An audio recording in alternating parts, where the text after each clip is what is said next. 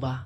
Di po ako maka-say ng yes or no, ma'am, kasi si Sir La Chica po ang nag-execute po, ang nagpapapirma po No. ng acknowledgement Ms. receipt. Acosta, I'm not asking you about the personality of Mary Grace Piatos. This is a hypothetical question again.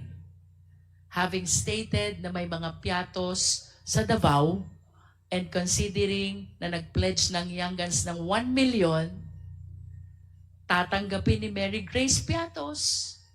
The only condition is magpakilala siya. Ako si Mary Grace Piatos. Tama po bang sabihin na kaya walang lumulutang na Mary Grace Piatos ay dahil ang totoo, wala naman talagang Mary Grace Piatos? Tama po o mali? Yun po ang answer Tama po po, o mali, Miss Acosta? Siguro, tama po yun, ma'am. Okay. Now let's proceed to the